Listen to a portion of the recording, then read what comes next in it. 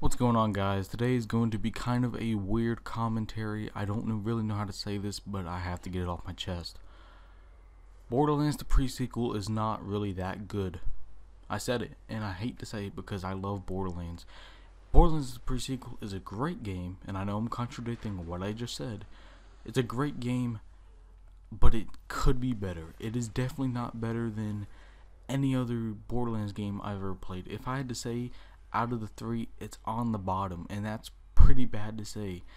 But today, the reason I wanted to make this commentary is, don't get mad at me, please don't. Borderlands community is the best community of any game I've ever met.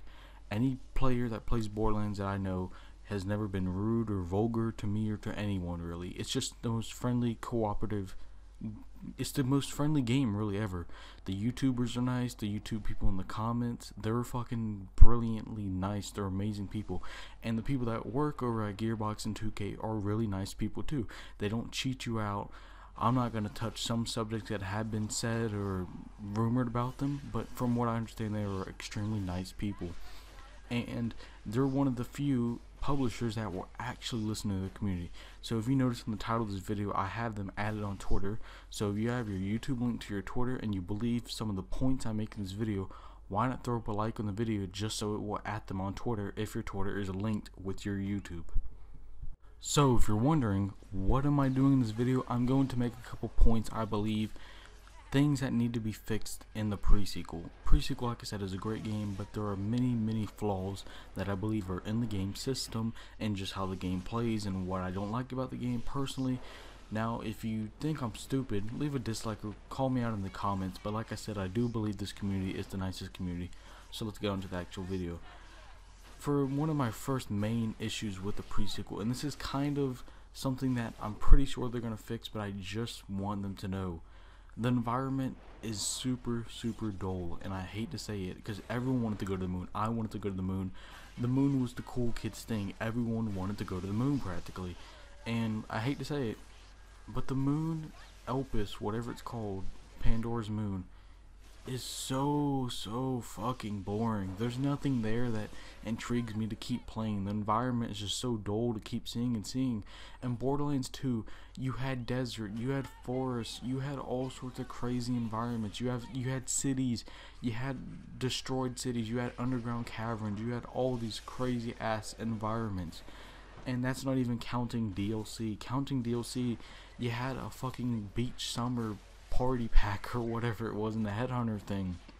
You had a fucking forest of magical wizards and shit, and temples, and Tiny Tina's attack on whatever, you know. It was just crazy stuff. And I'm pretty sure the pre-sequel will get better on with DLC, but I just want them to know that the pre-sequel is in desperate need of new environment. That's one of the main issues in my opinion. Some people may love the moon, but it's not fun to keep seeing white rock everywhere. And don't get me wrong, when you do get to a point in the game, it is city, but that's like for the rest of the game.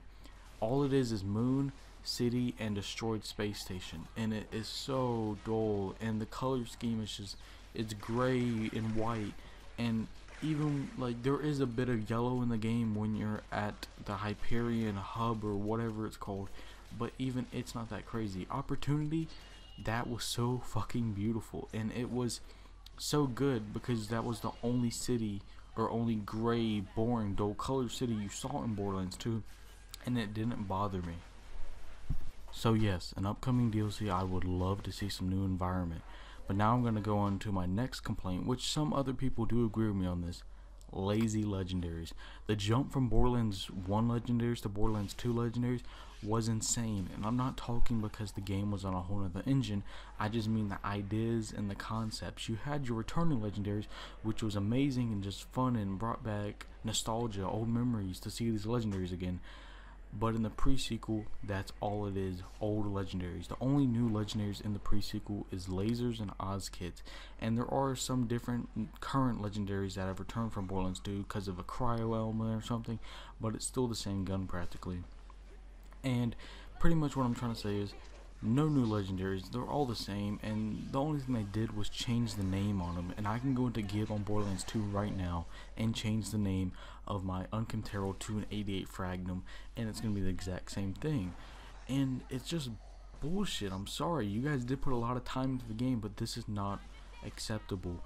Because they didn't even change the textures of the gun. They still look exactly the same, man.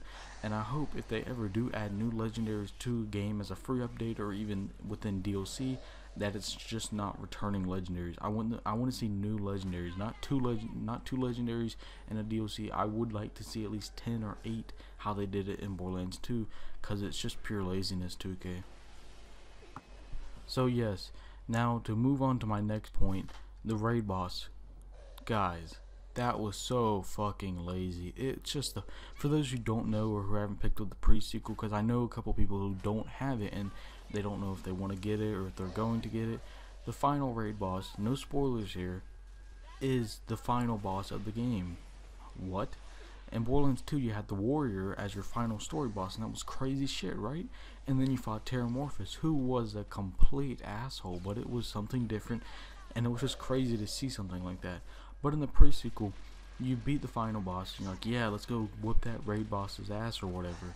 Then when you go to fight him, it's just the final boss with a little bit more health.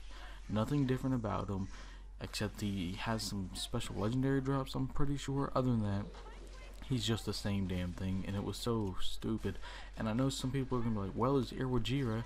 No, Iwajira, however you say his name, it's just nothing. It's just a supersized Kragon, who I wouldn't even really say is a raid boss how fast you can destroy him. You can destroy him one shot with Claptrap using the Flacker, but even not even doing that OP kill, you can just kill him within 30-20 seconds normally. This is anyone's setup with any gun, really. He's nothing. He's just a normal enemy, if anything, to me. So yes, raid bosses in DLC, they can't be lazy, man. I would be so upset if the final boss in a DLC is also the raid boss of the DLC, because that's just so terrible. In Borderlands 2, Pyro Pete, he was a boss within the campaign, and he ended up being a raid boss, but he was completely redone his attacks and everything he did. But I didn't really care with that, because he wasn't the final boss. He was like the first boss or the second boss of the Badass Crater DLC, whatever it was called, I can't remember. And that was fine with me, because that was the only time they did it. There's an airplane flying over my house right now, sorry you can hear that. But yes, in future DLC we're gonna need raid bosses, but also keep in mind, don't go the way Borderlands 2 did it. Don't make this boss like super, don't just make them a pile of health, because that's all the raid bosses in Borderlands 2 were. They were nothing, they were just piles of health. But then again, the concept of them was so fucking cool. I mean, in Tiny Tina's Sword and Dragon Keep, the raid bosses were dragons. That shit was so sick, because no game has dragons in it, or no Borderlands game should have dragons in it, you know. But it's just out of this world concept that you didn't see coming. Well, I'm sure some people did, but it's just something so cool. And then in Pirates Booty Call, whatever that DLC was called, you fought a Hyperion worker or whatever who went crazy, and he just had like robots, and he was just like killing shit. That was a really cool concept. They actually kind of gave these characters a bit of backstory, while in the pre-sequel you don't even know what the raid boss is. You know he's an Iridian guy who's trying to guard the vault from you. Other than that, there's nothing. Don't get me wrong, Terramorphous had no backstory either, but it was still something cool. And to also add on to that, there was this guy on YouTube, JoltSuited139, he replaced the final boss. He was using cheat engine or modding or whatever he did, I don't know, but it was super cool. He replaced the final raid boss with the Destroyer of the World, because he's in a side mission, the Destroyer, but it's like something stupid, and he supersized him, and it was really cool. It was something interesting to see. I really wouldn't want to fight him, because it didn't look like it was anything crazy, but it was just cool to see the community being able to do stuff like that.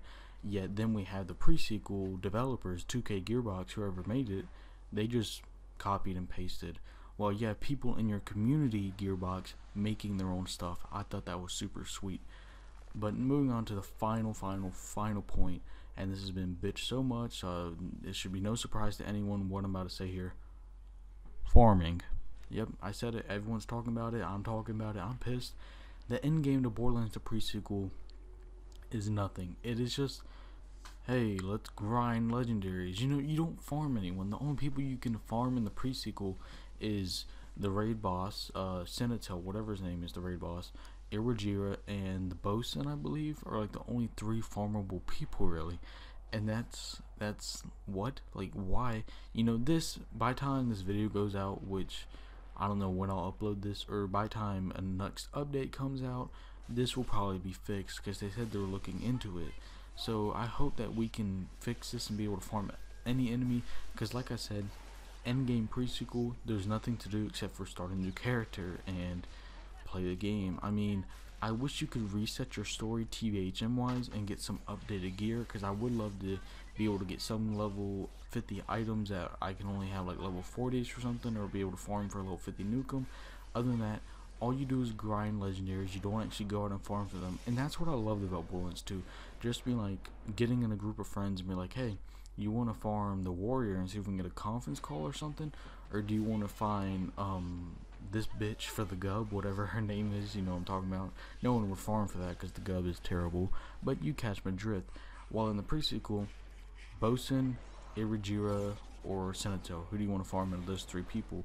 And then Borderlands 2, not even counting DLC, you had like 20 freaking people to farm, and that shit was just crazy. Either way, if you guys, like I said in the beginning of the video, if you believe in any of my points and you have your YouTube link to your Twitter, why not just like that, and then Borderlands may be able to see this in their feed, hopefully, and then we can get this out and they'll notice some of my points I made in this video.